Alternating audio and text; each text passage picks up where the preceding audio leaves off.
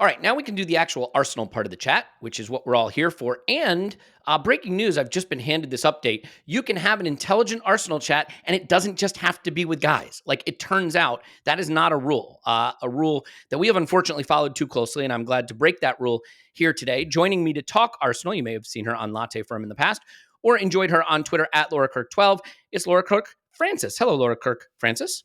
Hello, thank you for having me. Thank you for letting me break the guys club. Yeah, I mean, it's one of those things, right? You just get into the rhythm of the season and things get so busy. And I've got obviously three wonderful guys to talk to, and Clive and Paul and Tim. And then we've got, others like Scott and Phil and so on who come on. And you're just like, I don't have time to think about who the other guests are going to be. And so I'm glad for this break a little bit, sort of, firstly, because I can catch up on my international friendlies, obviously, but also because it gives us a chance to talk to other people. And you are, it says here, an other person. So pleasure to talk to you. Yeah. Happy to play that role. Thank you. Thank you for doing so. So, well, there's not much news. I want to make the thrust of the conversation really what I regard as sort of our time now, the time for us to really grab an opportunity with both hands and show that we have arrived. But before we do that, there's just a little bit of news. So I think we can touch on it, which is Tomiyasu resigning. And I don't really regard this as controversial at all, but I could see how people might be a little torn on it due to his fitness track record. So I'm curious where you fall on this. A smart way to strengthen the squad overall, or a risk on a player who's just not available enough, or something else? No, I think it's really smart business, and I think for me it represents a step forward in Arsenal being a bit more shrewd in how they sign players. We've made some shockers in the past, and we are still dealing with some of that. Cedric, we gave him a long contract. God bless his heart. We wish him well, but that didn't work. Arteta, I think I'm right in saying, was there when we signed Willian. And, to me, the Tomiyasu one is a very, very clever way of saying, we believe in you. We want you to be part of this squad. We want to reward you with a higher salary. But we are not going to commit ourselves to a player that somehow got injured on the way home from a tournament. He is yet to have that consistency that we need. It wouldn't surprise me, and I don't think this is that controversial, that we move him on in a year and a half, 2 years. That's the type of deal that I think we've done here. But it also gives us the opportunity to keep him. So we've basically hedged. I see it as a kind of hedge for a player that is clearly really well liked, is brilliant on his day, but has some concerns over. So I think it's smart from Arsenal, and I want to see us doing more of this, less of here's a massive chunky contract. We're not Chelsea. You need to prove yourself. And I'm really happy that we've tied him down, but I'm also happy that we've given ourselves a bit of an escape clause should things go awry with him. So I think it's really smart business, basically. Yeah, I do agree. I just want to pull you up on one thing you said with regards to Cedric. You said, bless his heart and we wish him well. Makes me think of the drill tweet issuing correction on previous post of mine regarding the terror group ISIL. You do not, under any circumstances, got to hand it to him. That is how I feel about that particular transfer move. And the future, I'm kidding a little bit. But no, so the thing with Tomiyasu is it's interesting, right? If we were re-signing him to be the unquestioned first choice something or other, I'd have big issues with it, I think, because we have seen seasons under Mikel Arteta and going back to Arsene Wenger, obviously, wrecked by planning around players who you simply can't plan around. It was Aaron Ramsey. And again, many of those players going back through no fault of their own, right? Careers wrecked by bad challenges. Diaby, Ramsey. We did have issues with Rosicky and Santi Cazorla, and we saw how that wrecked squads. But more recently, we saw it with Kieran Tierney. Where just not knowing who your left back was going to be at the tail end of seasons and having to play Granit Xhaka there, huge problem. Thomas Partey, even more recently, we saw that be a problem that we thankfully corrected this past summer. So I don't think you want to commit to players who are routinely unavailable to be a first choice. But I think what Tomiyasu provides to the squad is exceedingly difficult to find because, to your point, you often wind up with the Cedric type. In other words, a player who's content to be a backup, so to speak, but when they come in, the level drops and you cannot play your football at your level. What makes Tomiyasu so valuable is he can play left back at our level. He can play right back at our level. He can step in and be a center back, probably on either side at our level. He's actually talking today about why he's so two-footed, and there's some great articles about that. And it allows Mikel, I think, to view him as a competent option at all four defensive positions. Now, as we saw last season, unfortunately, because he was injured when Saliba was injured, that competency wasn't able to be deployed, right? Because instead of having him there, we wound up with Rob Holding, and the less said about that, the better. Thankfully, we'll not be doing that at the Etihad this season. So that's the issue, obviously, and you've made that point. But I do think because he has such a unique squad position, Laura, if we didn't go with Tomiyasu, how do you go fill that role, right? What do you go find to have that much versatility at a high level? To your point, we haven't overcommitted to it. So do you think that's a fair characterization, that there is some risk there? We should acknowledge it. But it's for a role that you often otherwise wind up filling with players that simply aren't at the standard. And that's no good either. No, I totally agree. And I think you guys talked about it in the previous pod around rotation. When we get to this stage of the season and we are in contention for two big competitions, he offers us, I would feel comfortable seeing him in any of those positions. Whereas when that team sheet comes out and you see it's the likes of Cedric, you get that sharp intake of breath. Oh God. I think as well with Tomiyasu, when Arteta's thinking about his squad, I think he represents a type of character as well. So as well as the kind of ability, there is something clearly that Arteta sees in him. I think he does coaching as well. I think he's involved with his national side in terms of, coaching youngsters. You obviously see that with Jorginho getting his badges. And I think for me, there must be something in the type of person and type of character Tomiyasu is that also has, that sort of special something in addition to how brilliant he is on the pitch.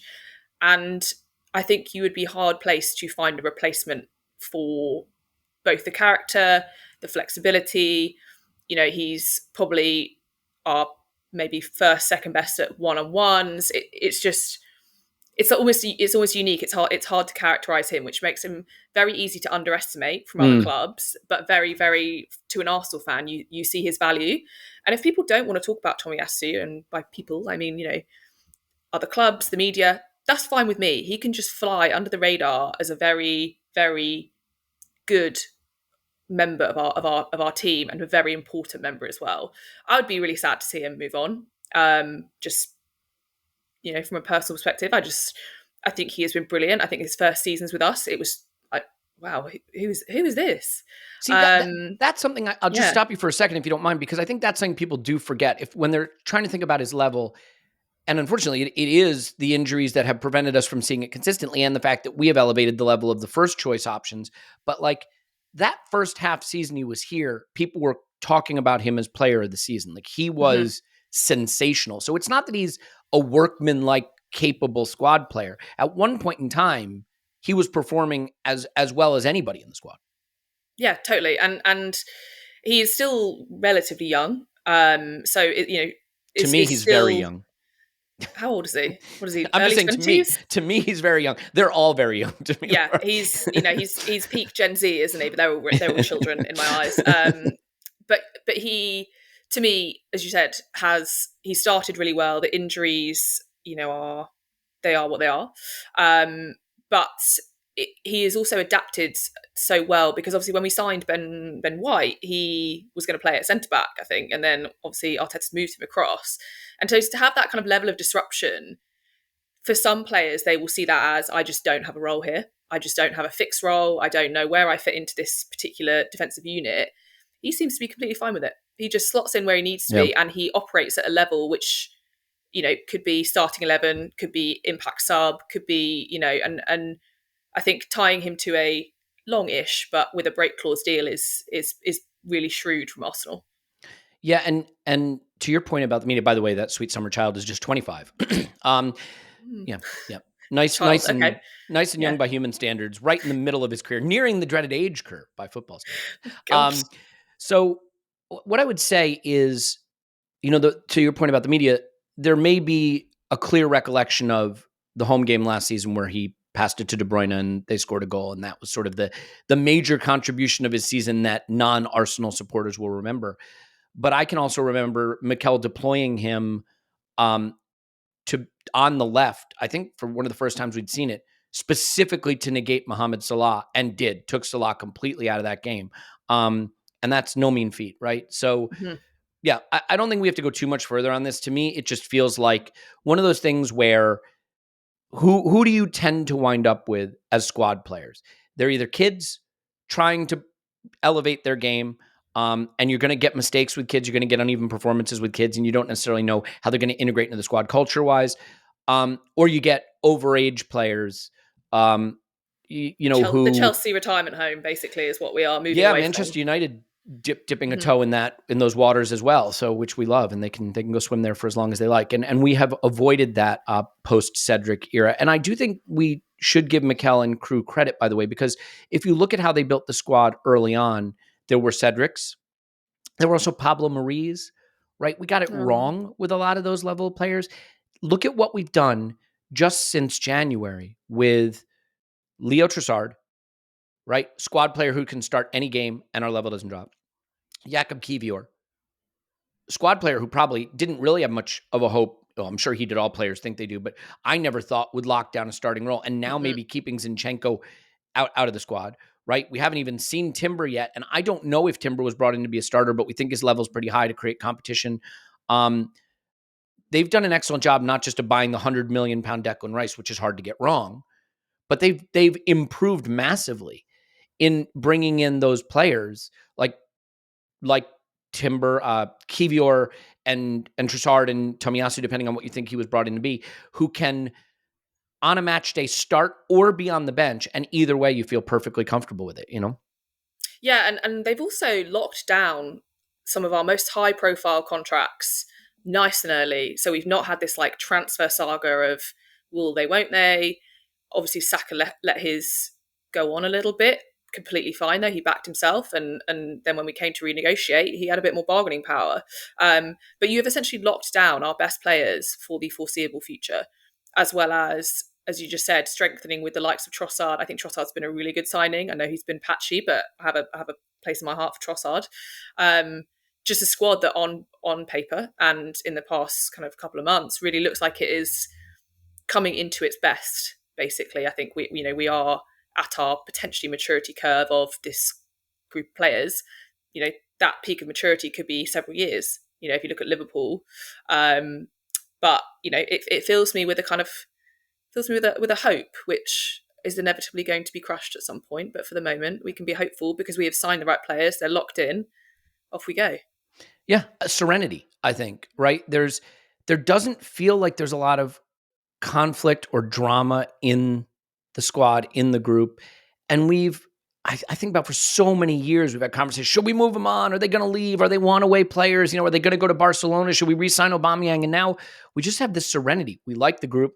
They're all aging into their prime. They're all under contract. I think Gabriel Magalhaes, people get mad at me for that, is the next one we probably really need to tie down to a bigger contract and get him on a wage that is more closely approximates his importance and his quality, because as we saw last summer, there will be suitors. And I don't know how close he was to going to Saudi Arabia, but there was certainly rumors there. I'd totally forgotten that. Yeah, I mean, so we thought that he might be off to Saudi Arabia, and here he is. Yeah, hard to believe, but this season started with him on the bench. But yeah, Saka tied down, Martinelli tied down, right? Obviously, Declan Rice's contract is new. Ben White just signed. Tomiyasu signed. Saliba's renewed. We have all these players either on their first contract with us or on new contracts that should keep them happy for a while, and it does feel quite serene. On that point, Ben White has re-signed as well. The difference between Ben White and Tomiyasu may be smaller in quality than some people say, but certainly not small in availability. This is the kind of player you keep, a player who can sit in and be the third defender in a line of three or in a bank of four, step into midfield and do a reasonable job inverting and distributing, right? And overlap and get crosses for key goals, or even stride onto a ball to score. Was it a fifth or a sixth? I can't remember what it was, but he hit it beautifully. I think it was a sixth, if I remember correctly. But Those That was the games all Sheffield blur United game, together. right? Yeah. I They just all blur remember being together. disappointed in it because I was looking for my 10-0 that day. But so a player that can do all of the types of things they should do at a very high level and plays all the time. Those are players you keep in a squad, because whatever you think you can now think, maybe there's a better overlapping fullback, or maybe there's a slightly better inverting fullback. There's no one who's clearly better at all of those things and as available as he is. So I don't see the Ben White re-signing as anything other than fundamental to the project. He is a building block, and I'm curious if you see it the same way. Yeah, I think he is arguably one of the first, to use the cliche, names on the team sheet, because one, he is going to be fit. And two, he has adapted both from when he arrived into being, the right back, but also the role that he is playing now with that sort of inversion and overlapping with Saka and everything. It's nice to see him add some goals as well. He's clearly got a great strike on him. That's it really. It's brilliant. He deserves the money that he's getting. I understand as well that he, employed a data company to help him negotiate his contract, which, as a bit of a data geek myself, I'm here for. Here is the numbers. Here's how good I am. Here's the number you're going to pay me. Great. That seems like a great strategy for someone who, is famous for saying that they don't watch football. Right, someone else can do this for me. It's a very powerful bargaining tool. And I think he is the type of player that if they could all just be as available as Ben White, I would feel immensely happy. And even if he's been carrying a knock, which I think he has for some of this season, he's playing with a hamstring injury or a knee injury or whatever it is, he's still playing. And you could only really see it maybe towards the end before he had that short break where, he looked a little bit off. But the level of consistency that Ben White shows, for me, he is one of our most important players to this particular kind of era of how we're playing. I totally agree. So people are, I think the expression is, sick to the back of their teeth of hearing me talk about the Ben White, Gareth Southgate situation, Steve Holland situation, probably. Let's just call it the England situation. Firstly, because I am a tedious and repetitive prick, but also because, as my accent belies, I am not English, and so I should stay in my lane. I am going to make wild assumptions about you and say that you are English. Correct me if I'm wrong. Okay. Which means you have standing. As I understand it, I have no standing, but you have standing. I don't want to go too deep on this because we've covered it really at length and emotionally with Clive in a Patreon podcast, and then briefly on a main podcast with Tim and Paul. So I want to be cautious about overdoing it, but more news is coming out. And the sort of latest reporting, and I want to give Sam Wallace credit for being willing to go with it, is that Steve Holland and Ben White did have a falling out, did have a row, and the sort of nature of this, essentially, I'm not going to provide quotes because I don't obviously have quotes, but I have context. And it was essentially that they were asking players about where to press and what formations and what to do defensively in what situations. And Ben White said he wasn't sure of a specific one. And Holland sort of had a go at him and said, doesn't surprise me for a player who doesn't care about football or watch it that you wouldn't know the answer. Essentially something like that. When apparently also Ben White's answer was not particularly unique. There were others in the group that were not, able to answer the question to the level that the coaches may have wanted.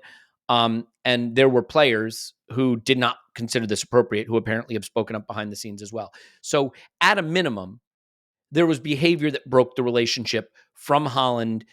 That's not to say I'm exonerating Ben White, but it is, as I think I suspected from what I'd heard, more complex than just Ben White doesn't want to play for England. So I only provide that because it is additional updated context since we've last spoken about it on this podcast. I'm going to ask you where you fall on this and whether you think it actually matters at all. Tempest in a teacup, or maybe a bit more than that. And then I will read a Tim Stillman tweet because it is more articulate and intelligent than anything I can contribute. So please, free swim for you there. What do you think of this situation? I think you're going to read the tweet that I was about to reference because I think it's good. Shall I just go with it? Checkmate. Yes, please. I think the tweet that you're talking about, and I agree with Tim here, is that it represents a failure of coaching to recognise. That's the one. Mm-hmm. I'm just going to parrot Tim here and pass it off as my own. Do it. I always do. Usually with Clive, though. It's just a very articulate man, and if I can do it, I'll get away with it. Essentially, he's saying that Holland has not recognised and not adapted his approach and communication to the type of player that Ben White is. And I think that is a completely fair assessment.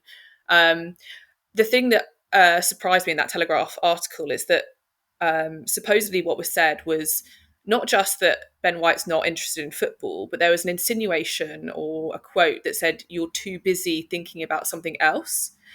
Now, I think I'm right in saying that's in the article. That is quite a accusation, even if it's in jest, because what you're saying there is, number one, you're not committed to the game in which we are at the moment, and number two, there is something, be it in your private life, your personal life, that you care more about, and that could be in reference to Ben White's status as a bit of a kind of cult hero. We say that he loves Dubai and that he looks a certain way, he has a certain style.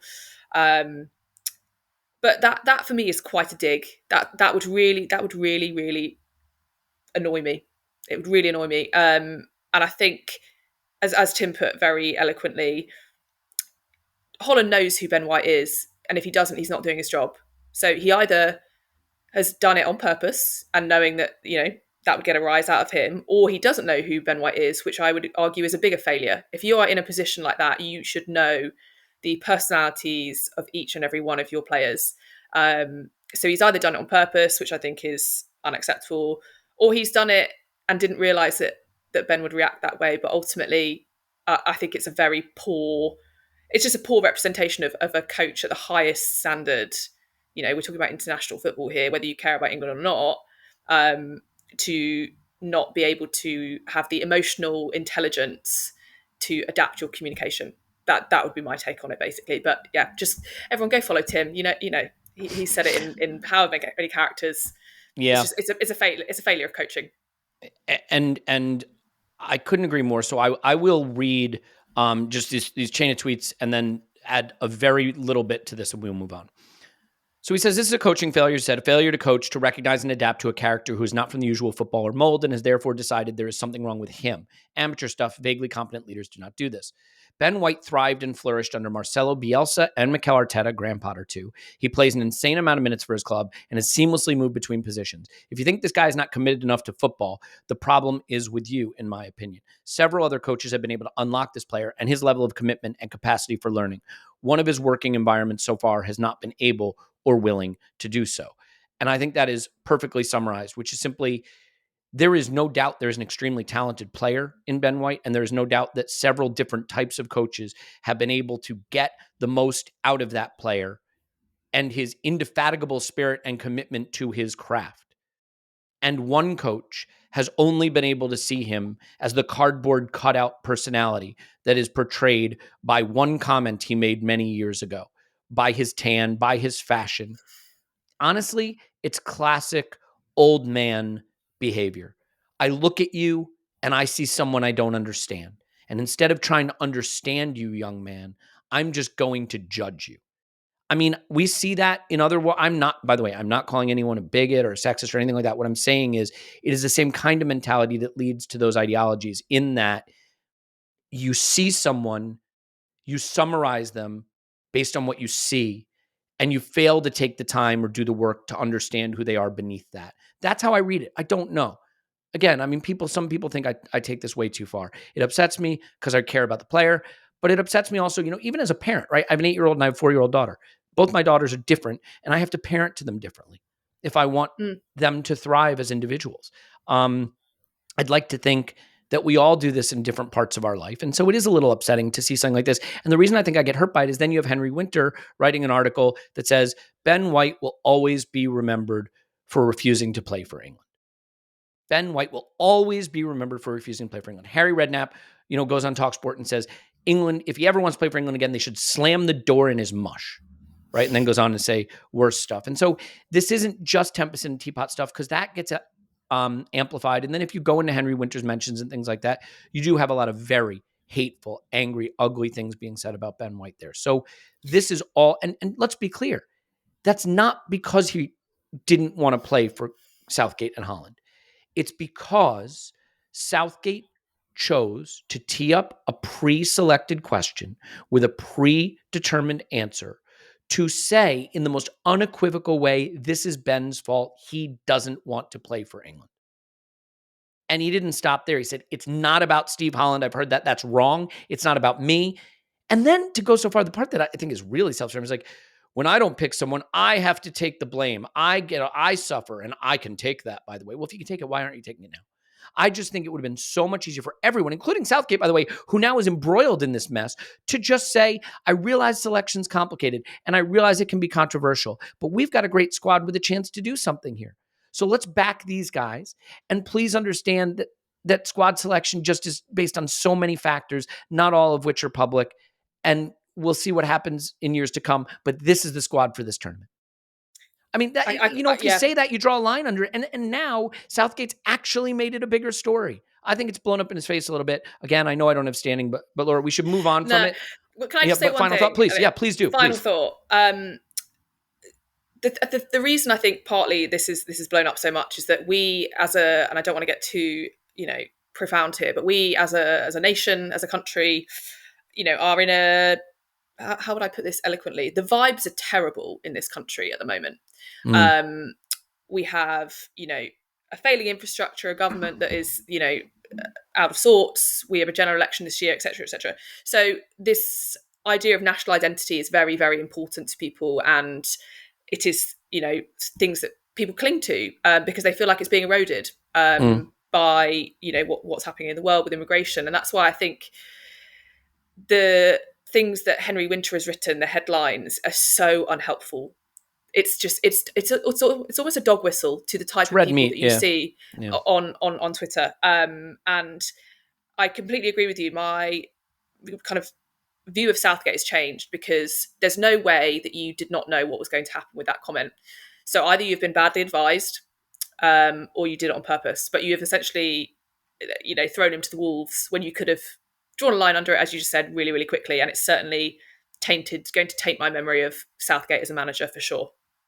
Yeah. And just a final point, because you referenced it, whether it's about, this government works, this government doesn't, or this immigration policy is what I supported, this immigration policy is not what I support. I try not to be too judgmental about people that are willing to have civilized conversations about those sorts of things. But often other topics come to be the battleground for those topics and come to represent those topics. And then people wind up in the crosshairs of it, right? And they're very emotional. And I understand that because they're very important issues. And so you might say, oh, this Ben White thing is nothing. It's tempest in a teacup. But if Ben White suddenly becomes the totem, the representative of an issue that's much larger and more emotional and, for the record, important, right? An important one that has to be solved.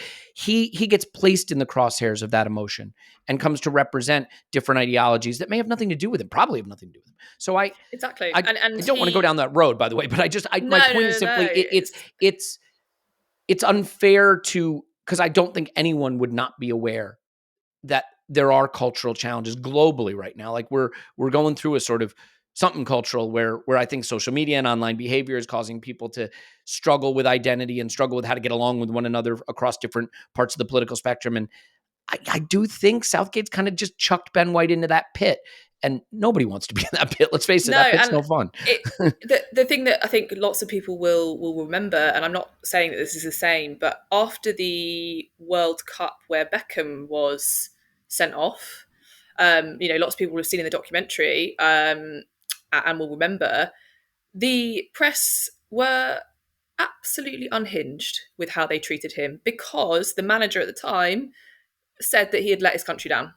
And so, we have there is precedent here for how our national press thinks of England, thinks of people who play for England.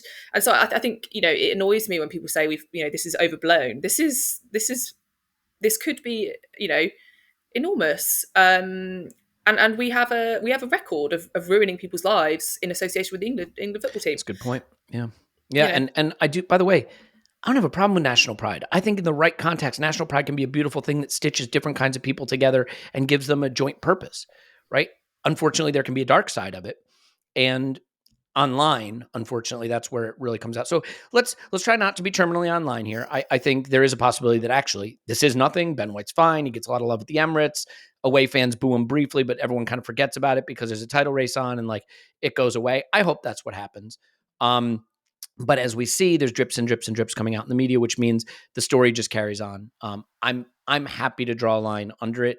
People listening may say, "Are you?" Because that's three episodes now. I get it. I hear you. I know I do that, and I am Sorry. It's international break. We got to, Yeah. what else are we talking about? Fine. We'll talk about friendlies instead. There. Is that better? Is that what you want? I didn't think so. Okay. So I think what I'd like to do with the rest of the conversation is talk about how this is our time. It's our time to go win things and how we go do that. And obviously the best way to do that and to be a palate cleanser from the conversation we just had about terminally online behavior and major emotional issues in our life is to let you know that this podcast is sponsored by BetterHelp. See what we did there? BetterHelp isn't just online therapy. It's therapy. It just happens to be online. And I think anybody who has done therapy will tell you what a wonderful process and experience it is in working on the things that stand in your way. It's funny, my wife and I were just talking about something last night that I think we struggle with sometimes, both individually and collectively. And we try to work on it together. But you ever have that conversation with your partner where, like, no matter how you try to talk about it, no matter how you try to talk about it in a reasonable way, it breaks down. You don't have the tools to discuss it.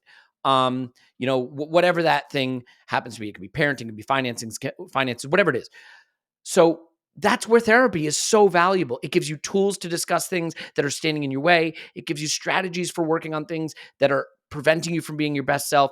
It's just a place sometimes you can talk about you, right? And be selfish in that way. It's not selfish, but you know what I mean? And really work on who you want to be. I think it is a wonderful thing. But get in the car, drive to an office, get in an Uber, get in a train, go there. You know what? That therapist and I didn't really click, but the next one is even further away and it's more expensive. And can I do it? With BetterHelp, you do it from your home when it works with someone you connect with. You can do it camera on or camera off. Learn to make time for what makes you happy with BetterHelp. Visit betterhelp.com/vision today to get 10% off your first month. That's BetterHelp, HELP.com/vision. Laura, is that enough of that? Very, very slick. Very slick. Okay. Thank you. The appropriate response, by the way, when I say, is that enough of that? Is you say, indeed. Oh, and then I say, indeed. Nailed it. And then we move on. That's the bit. That's the bit. Okay. So let's talk about how it's our time. I have been looking at the fixtures and, it's too many fixtures and we can't navigate it and I'm scared and we use the squad. And then I just realized, no, screw that. We've been playing like the best team in the Premier League, which is the best league in the world. City have not been playing as well as we have. Liverpool have not been playing as well as we have. I don't see another team playing as well as we are. We are fit. We have the players we need. It's our time now. That's how I look at it. It's 6 weeks. It's a lot of games. If you treat it like an international tournament, it's the World Cup, it's the Euros, right? You play every 3 days, and at the end of it, you lift 2 big trophies, and you go and you make history. Tell me why I am doomed for misery and disappointment. I don't want to tell you that, but I'm going to. Okay, please do. I'm going to. Okay. Why is it all going to fall apart and quickly? Why is it all going to fall apart? Yeah. Why is it all going to fall apart? I worry. I worry about a lot of things. That's my job. I do a lot of worrying about the next fixtures, and 1 minute I'm feeling good about it, next minute I'm thinking of calling up BetterHelp and talking to a therapist about it. I worry about what happens after the game in the Etihad if we've lost, and the reason for that is I'm saying we as a club here, but I actually don't think I mean this set of players. And this is the crucial thing. In the past, we have been known to, when one thing goes wrong, the next thing goes wrong, the next thing goes wrong. We're out the cup, we're out the FA Cup, we start losing the league games. But then I remind myself that I'm actually talking about seasons years ago. We're talking 5-6 seasons ago. That is not this team. And so I would like to think that even if we do lose at the Etihad, they will rebound and the title is not lost. It will make it obviously a lot harder, but I would like to. I am going with a acceptance that we are not going to win at the Etihad, and I'm sorry to be that person, but I just can't see it. Not because we're not good enough. I just think City are into that groove where they know what they've got to do and they will execute. Whereas this is our second crack at a title in 20 years. And they have, they are serial winners. Now, that's the bit that concerns me in terms of how we react to that. And then the other bit that concerns me is the nature of defeat in the Champions League. So, and I think this is something you guys discussed the other day about what would be success. If we go to the Etihad and get battered, we're going to have a problem. If we get battered by Bayern, I think we're going to have a problem. But then again, this is how my little internal voice works. I go, well, we had a bad run of results in, over the Christmas period, and then we came out and battered a load of teams. So why would that be any different if we go to the Etihad and lose? We just, okay, well, that's the Fulham game. We just rebound from that. So I just, I've spent so long thinking about this and going one way or the other. I've set up a spreadsheet to, do the fixtures. Like it, we will do our Predictatron thing next week, which everybody hates and says is a curse. But yeah, it's an illness. It's an illness. I worry. My biggest worry, as I said, is the Etihad game, and it is an injury to maybe Declan Rice, Saliba, or Gabriel. That is that. But I would say that we are in a better position than previous seasons to essentially roll with the punches and get on with it. Basically, I can't escape the memories of Arsenal from 5, 6, 7 years ago, where we would capitulate, and that is what we cannot do here. I will get to the season. I'll get to the end of the season, and if we have not won the title, but we were in it right to the end, and we said to Liverpool and Man City, if you want the title, you have to win it. We're not going to hand it to you. We are not going to bow out the race. You're going to have to go and win it on the final day. I will be happy with that. What I cannot mentally and emotionally deal with is, a loss to, I don't know, Aston Villa at home, or a 1-1 draw away at Wolves, where we essentially give up our title. So that's a very long-winded way of saying there are reasons to be concerned, but there are equally reasons that we have seen this season to feel bullish, to feel hopeful, and that's kind of where I land. This is where I think being really good at knowing your own team and really bad at looking at the other teams can sometimes lead you to a negative place. And by the way, I'm not saying you're negative, because everything you've articulated is what I've been fearing and what I'm worried about. But just as sort of a bull case for us, you said, we could get injuries to, you name the players. But City could lose De Bruyne and Haaland. Liverpool could lose Van Dijk and Salah, right? It is not exclusively Arsenal, even though it feels that way sometimes, that can have the critical injury in the critical moment. I would also have you look at the City bench against Liverpool, for example, where it was Matthias Nunez, Josep Vardiol, Rico Lewis, Oscar Bob, and look at our benches lately, where it's Gabriel Jesus and Thomas Partey and Alexander Zinchenko, and Urian Timber is going to be on that bench soon, right? And realize that actually maybe we have the strength in depth at the moment. And then, moreover, I think you have to look at performances. Liverpool just went into a cup quarterfinal against their hated rival and had 4 XG dropped on their head. City went to Anfield and got ripped to shreds and luckily salvaged a 1-1 in a game where Liverpool were running riot in the second half, right? These are not the bulletproof teams of the seasons they were posting mid-90s points. These are teams that have cracks in the armor. That doesn't mean that we don't have cracks in the armor, but at the moment, we don't look like we have cracks in the armor. And I got to be honest, I think a nervy Champions League tie maybe changed perceptions a little bit, because the expectation is we would just, wipe the floor with Porto.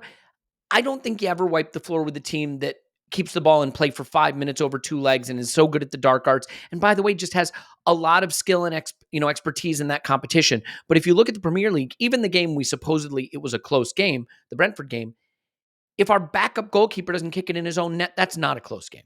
Okay. And, not trying to kick Ramsdale while he's down, but the point is that's not a characteristic of this team that I think is representative of who we are. Defensively, we are the best in Europe by a distance on whatever metric you want to look at. We have the best goal difference in the Premier League by a distance, okay? We've been scoring in 4s and 5s and 6s, and not just against the dregs. Against Newcastle, we blew them off the pitch. Against Liverpool at the Emirates, you look at what Liverpool was able to do against City. When we went to Anfield, it was mainly a stalemate. We just about canceled each other out. When they came to the Emirates, they weren't close, in my view.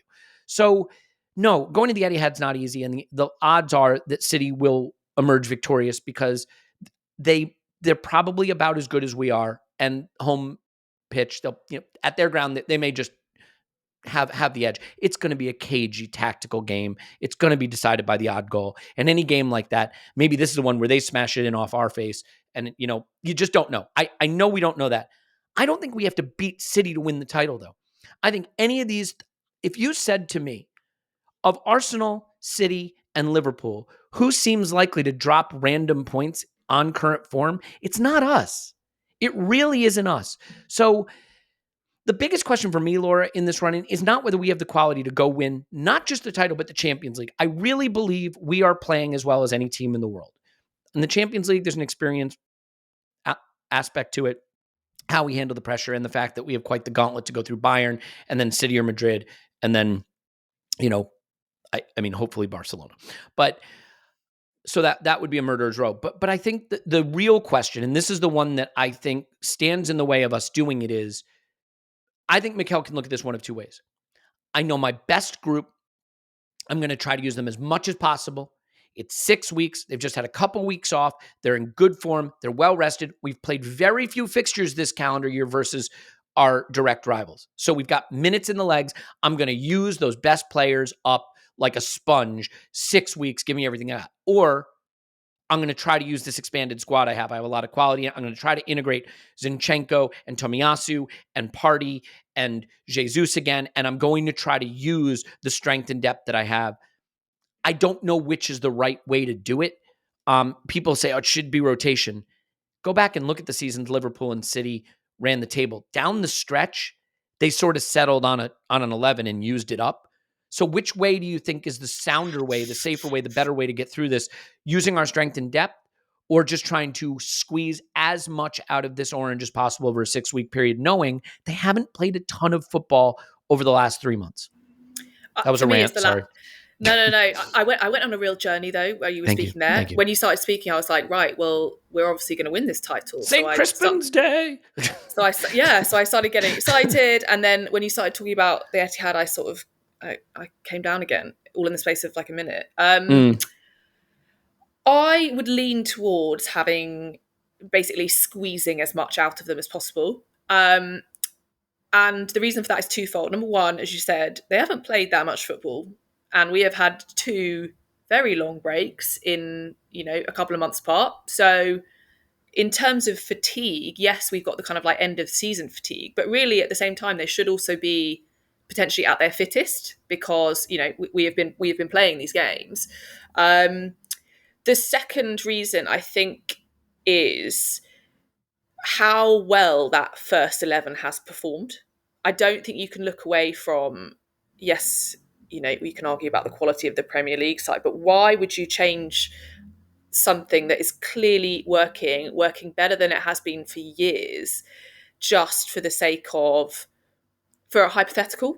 I could maybe see against Luton, with no disrespect to my lovely Rob Edwards, but against Luton, we might see a bit of a rotation, but I would expect the team to be set because they have essentially produced the types of performances that we are going to need again.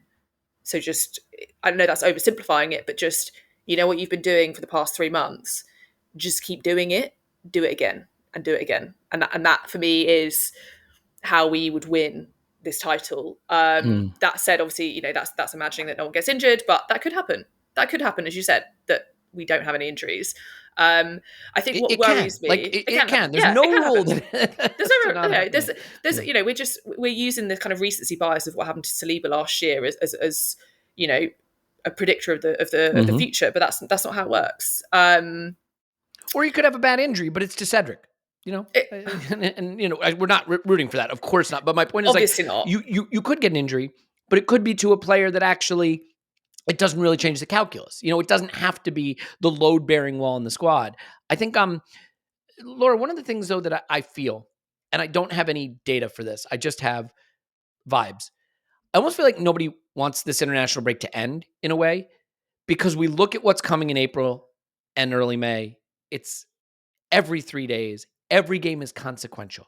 There will not be a game we play in April and May that isn't consequential. And not just consequential, but existential, right? Will we win the title will be decided with every game. Will we win the Champions League will be decided with every game. every 3 days.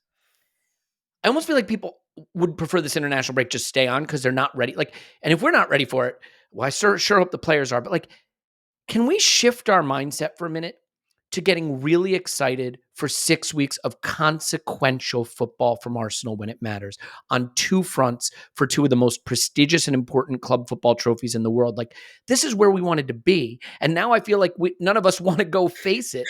I am breaking out in a cold sweat, so I don't want to Yeah, make it my sound heart like rate I'm okay. is. Yeah, palpitations everywhere. But like, can we shift the mindset to being excited for consequential football? And maybe is Mikel's burden to get his players to soak up the fun of it mattering instead of feeling the intimidation of it mattering. Yes, I think that's a very, very good reminder of why we do this and what we have been hoping and praying for decades. And I have on occasion in jest said to fellow friends, Arsenal fans, I think I preferred it when we were rubbish because it was Relaxing. we had nothing to play for and we were just cruising along fifth and sixth, whatever. Whereas, as you say now, there is not a single game that doesn't have a consequence to it, that couldn't be the beginning or the end of something. And as a fan, if you've not been through this before, which I haven't, that is on the one hand terrifying because it means, if Arsenal are playing in a day, that's my whole day ruined, good or bad. If it's an evening, I'm thinking about it all day. If we're afternoon kickoff, that is my entire day. That's quite a large chunk of your life on the edge of a cardiac arrest. But you're right. When I do take a step back, when I have that little moment, I'm like, we are in a title race, perhaps what could be the most exciting title race in recent memory, and we are in it. And we are in it with a very good chance of winning. We're not here just making up the numbers, like, oh, we're just happy to be here. We're here as a serious team who have delivered some incredible moments of elation this season. So why would we not enjoy it? It's that constant, it can change so quickly. And I think that's what we're not quite able to, compute as we sit here with, another week or so of Arsenal free time, that actually things can change very quickly and we can go from feeling elated 1 minute to distraught the next. And to have that on repeat for 6 weeks is, but this is what we wished for. So why are we, Yeah. this is what you wanted. This is right. That's what we wanted. I just not my emotional capacity to deal with that level of angst is going to be tested. But this is the reward for being a football fan. These are the games that you want to be in, and we have to remember that. And as you said, the players can enjoy that as well. The players should enjoy that as a motivation, because last year I think you saw a team that probably didn't expect to find themselves in that position, and therefore were not prepared to be in that position. They were overachieving potentially, and when it came down to it, were rabbit in the headlights when it came to the kind of pressure of, oh god, we actually, hang on a second, we could actually win this. Whereas now, I think that will have done them a lot of good to have been in that position. And I don't know what you think about the comments that often get associated with Arsenal about how emotional we are, and how emotional the team is, and that that could count against us. But I think, for me, that is one of our biggest strengths this season, is that you have a united fan base, a united group of players who have all committed to their future of this club. That, and the emotion that comes with being in a title race. With last season, I think it could be the perfect storm of conditions for us to win. And now I've talked myself back into it. I'm like, okay, what date is the trophy parade? Am I going to be free? Like, here I am again, believing. But we do just have to enjoy it. It sounds so simple, but this is what I have wanted since I was, a teenager, for Arsenal to win the Premier League. And I'm 32 now, so humble brag there about your youth. yeah, I'm so young. No, well, so first of all, I think the emotional thing is nonsense. Like, because I just please show me this theoretical hypothetical team that isn't showing emotion, with big wins or close wins. I mean, like I saw Liverpool get past Forest and Klopp doing the fist pumps to the crowd and all that stuff. And, I mean, look at what it meant to United to beat their rivals in a quarterfinal, right? It's not the final. What are you celebrating for? Right. Like, and also because it is personally my philosophy that if you don't celebrate every joy football gives you, you'll be miserable because football is going to give you plenty of misery. Mm. So, like, why would you turn down the chance to soak up the joy it gives you when it gives it to you, either as a player or as a fan? Those beautiful moments. I mean, I don't remember anyone criticizing Spurs when they won the league this September. Do you remember them winning the league this Yeah. September? They the kids were on the pitch and they did a bit Yeah, of a lap of honor. yeah, God, that feels like a long time ago. Yeah, that yeah. was fine. That was fine. Yeah, I no don't complaints remember there. anyone doing a guard of honor for them. I don't remember when the trophy was lifted, but that was in September. So, like, I don't know. I just think ultimately emotion is part of the game. It's the reason we love the game. It's not for the 52 minutes of people rolling around on the floor and passing it into touch so someone can get their calf stretched out. It's the emotion. So I'm fine with that. I think the other thing, Laura, that maybe has weighed on people too much is how we kind of collapsed down the stretch last season. And I think people think it's because we didn't have the mental strength for it. We didn't have the capacity to handle it, the pressure. And instead of looking at the thing that's so obvious, people go to all these other places. We lost William Saliba and Takahiro Tomiyasu on the same night.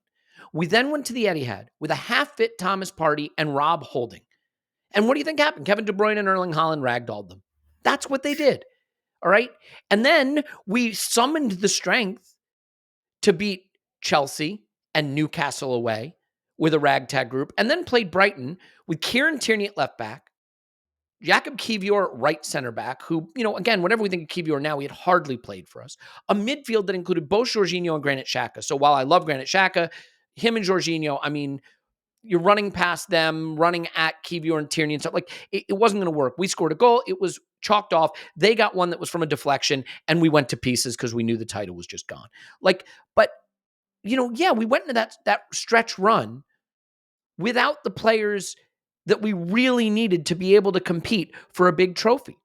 And that, to me, is why we didn't win anything last season. Not because we didn't have the bottle or whatever you want to call it, but because we didn't have the players. And this season, as we've already covered on this pod, it is a very, very different situation.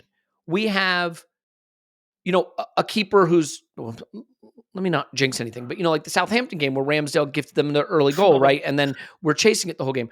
We have players like Jesus, who were central to what we did last season, available on the bench. Thomas Partey, who we considered the indispensable midfielder we can't win without, who was so absent for so long, on the bench, right? We have Tomiyasu, the guy we needed to be fit for the run in last season, on the bench, at least presumably. Urian Timber, one of our big and important signings from the summer, on the bench. We have Declan Rice now, who has a little bit of a different character, I think you would say, than what we've had in the past. We have Kai Havertz, who, whatever you think about it, has won a Champions League, right? He doesn't look like he's arsed most of the time, but that could be a good thing to have a player like that in the squad, right? And now instead of Zinchenko, we can play Jakob Kivior at left back and maybe go for a little more solidity defensively. We have options we did not have for the run in last season. And as I mentioned earlier, when City look on their bench and it's Matthias Nunez and Oscar Bob and Rico Lewis, are they going to feel as confident to change it up, to try different things, to mix it up when they need to? I don't know. Maybe. They're very good. When Liverpool have to decide Nunez is carrying something, should we start Gakpo? I'm not sure we trust him. Like, it could be very different. So do you think that maybe the mentality thing that people love to talk about, the dreaded soft factors I always reference, for as much as they do matter, it's actually just the talented players we didn't have that cost us last season. And you look right now, and at least at the moment, we not only have them, we have more of them in reserve. And that could be the reason we can make this happen. Yeah, I think it's I'd say it's lazy analysis, and it's basically painting this group of Arsenal players with the same brush that we would have done 2012, 2013, the dark years where we'd go to Chelsea and get pumped, and we'd go to Liverpool and be 4-0 down inside 20 minutes. It's a conflation of an issue that was true 10 years ago, but it ignores the, as you said, Elliot, I usually go on vibes as well, but the data's right there. We had 2 big injuries. There it is. We can't look over that as a massive part of it. I think the one thing that I would say though is that we have failed in some of the cups recently, and to me that is something that I would like to see addressed, because it's overly simplistic, but it teaches you to win. And so that would be my one kind of slight tweak that I'd want going forward, is that if we are to compete in if this is our new level, we also need to apply this to the FA Cup, the Carabao Cup. I don't think we can be snooty about them, because Liverpool, for example, serial winners of Carabao Cups, I think FA Cup, etc. Ultimately, that will have helped their Premier League campaign. So that would be my one thing around the mentality, is that perhaps we have not had the frequency with which we have played clutch games recently. However, the one of few moments that makes me think we can do it, if I'm going to indulge this for a moment, is during the Porto game. For the first half an hour or so, there was a period where for 20 minutes we could not get the ball. We could not get the ball off them, and they were outplaying us. And I felt at that moment that it was slipping away. But then little by little, we basically clawed ourselves back into that game. And to me, that was a massive, albeit long, moment to basically say Arsenal have the mentality to be faced with a difficult situation, to not panic, to rely on the talent that they've got, to play the team that's in front of them, and to hang on. And in the absence of the cup games that obviously we're not in, that for me is the closest that we can get to the types of pressure that we're going to feel in the run-in. And so, as you said, I think it's lazy to suggest that Arsenal lacked the mentality last year. I don't think it's irrelevant, but it's certainly not the key factor. And everything this season points to a significantly stronger mentality. I can't see how you look at our season this year and go, well, Arsenal are still a bit soft. You'd have to be very hard pressed to present data that suggests that we are still soft. And we have played some big games, as you said. We have thumped Liverpool, we've thumped Newcastle, we've beaten City.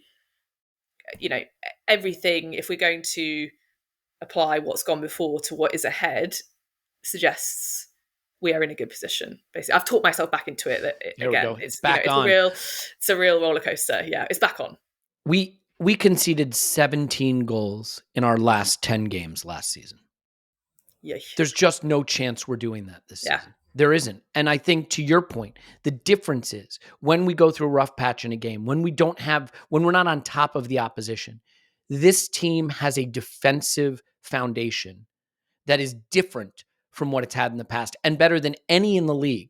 And I think our ability to control games, keep the ball away from our own net, when we have to defend in an organized and effective way, restrict chances. Look, the run-in's going to have twists and turns, and someone's going to take a shot from 25 yards out that's going to deflect and go in and have the keeper rooted. And those things happen in football, and I think we can overcome them. But what I don't see is a clown car capitulation defensively where teams are scoring 2s and 3s and 4s against us in the run-in. So that does give me hope, because you're not going to always have it your own way. But see, this is where I think Liverpool have it a little difficult right now. They're not always going to have it their own way, but they do need to score 2s and 3s and 4s, because they're probably going to concede 1s and 2s and 3s. Defensively, I don't think they can control games. Their games very much turn into basketball. They have the talent up front to win those basketball games, but some days it just doesn't go in. And I think because football is a low scoring sport, you just wind up on the wrong side of it. I think we've given ourselves a foundation. So I don't want to go back and forth on this too much. I do think that the excitement of having a lot of consequential football is good. In a way, I somewhat think having Champions League still is good, not just because, it would be nice to win the Champions League, but I think it will prevent us from being too laser focused on the Premier League in a way. Like a chance to, those 2 Bayern ties will be tense and scary and nervy, but in a different tense and scary and nervy way than all the Premier League fixtures that we have. And Liverpool have it in the Europa League, and City have it in the Champions League as well. City still have FA Cup to think about, which, Liverpool do not. So I don't think anyone can call it, but I think I woke up today and I was like, it's our time. It's our time. And I sort of feel like, Laura, like City and Liverpool had their time. This is our time. Last season wasn't. It didn't, I don't know about you, it didn't feel like our time. It felt like we were the plucky underdogs trying to write a special story. This season, we feel like the best team in the league. The goal difference says it. The underlying metrics say it. The depth of our talent. Look at the bench we're going to put out at the Etihad. It's our time. So I think this is the moment to really do something special, make history. And to the point of the scary fixtures, like, what do we sing? We won the league at Anfield. We won it at the Lane, Stamford Bridge, Old Trafford. No one can say the same, right? Like, we go to Old Trafford the second last day of the season. Can we dream? Can we dream of winning it at Old Trafford again? When Liverpool and City go on 5-match losing runs, could we win it at the Lane? You got to let yourself dream about this stuff, because if you can't, what the heck are we even doing? So I hope for that. I'll ask you one last thing just on the Champions League specifically. If you could only win one of them, is that the one you'd pick? If you can only have one, especially knowing that it would mean you beat Bayern, you potentially beat City or Madrid, and then potentially like a PSG or Barca. It would be one of the great historic runs in all of the competition. It would be our first time ever. I want this Premier League so bad, but I think if I could only have one, and especially based on who we'd probably be playing, I think I'd pick that one. What about you? Yeah, I agree. We haven't done it. It would give, it would essentially mean that our rivals could no longer sing songs about being, having won it all in front of us. It is the one that eludes us. It is the one that I think is owed to us, given how our last final went. It feels we are owed one. And to me, that would be the most powerful symbol that we are back amongst where we belong, effectively. So, I would agree. Champions League all day. Yeah, and with Kylian Mbappe going to Real Madrid, I think the window for anyone to win the Champions League, other than Real Madrid, is shrinking again. It is going to be interesting. I mean, look, Jurgen Klopp leaves Liverpool this summer. Who knows what Pep Guardiola will do? Maybe he'll stick around forever. Maybe he'll decide, especially if he wins stuff again, which I hope he doesn't, but there's nothing left to conquer. I do think we're coming into our era, but the window is open now. I don't think it was open last season. I really don't. When you're going into run-ins with Kieran Tierney at left back and Jorginho and Xhaka in central midfield, protecting Rob Holding and Kiwior, or whatever we wound up doing, no, I don't think the window is open. I think it's open now, when it's Declan Rice standing there and Saliba and Gabriel standing there, and you could put any of Tomiyasu, Timber, Kiwior, or Zinchenko at left back, and you can have Jesus or Kai or Trossard. Right? I just think the window is open, and the way Odegaard is playing and the way he looks in that tuxedo, my goodness. Yeah, he is definitely the man for the job. So we will keep fingers and toes and everything crossed for it to work out. But I hope that this conversation has at least gotten people excited. As a famous song goes, hands are sweaty. There's vomit on my sweater already. This conversation did nothing for my heart rate, but I enjoyed it nonetheless. When you started thinking about winning it at Man United, I started thinking to myself, how quickly could I get to the Emirates from my flat where I live in Clapham to celebrate with everyone? We've already started doing this, and the heart palpitations are coming. Well, I'm going to be there on the final day, and you have those things where you're like, when would the open top bus parade be? How long do I have to extend? Do I need a day off work? Do I need a year off work? Yeah. Oh God. Yeah. Well, going to be twists and turns between now and then, and trying to keep ourselves level-headed is going to be difficult, especially, look, the head loss, if we do beat City at the Etihad, to try to refocus and realize we've still got to win all those other games. That's a valid concern. That is a valid concern. Because what's funny, Laura? If we lose at the Etihad, I almost think that people are going to be like, well, we know how to handle this. We've been through this. Yeah. But if we win at the Etihad, it's going to be Uncharted. Like if the dog catches the car. What do we do now? Finally caught the squirrel. What are you going to do now? What's next? Yeah, it's going to be a tough old Sunday night and a tougher Monday morning if we win.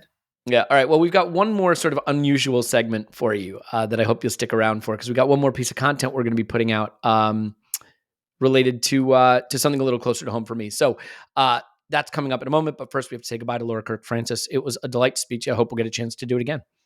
Thank you so much for having me. Thank you for giving me heart palpitations, even though we are days away from Arsenal play, weeks away from Arsenal playing again. But I've maybe over the course of this podcast, I've talked myself into believing. So, we'll see if that holds up. But it is always my pleasure to, exactly, to drive people crazy. All right, here we go. We got more coming up.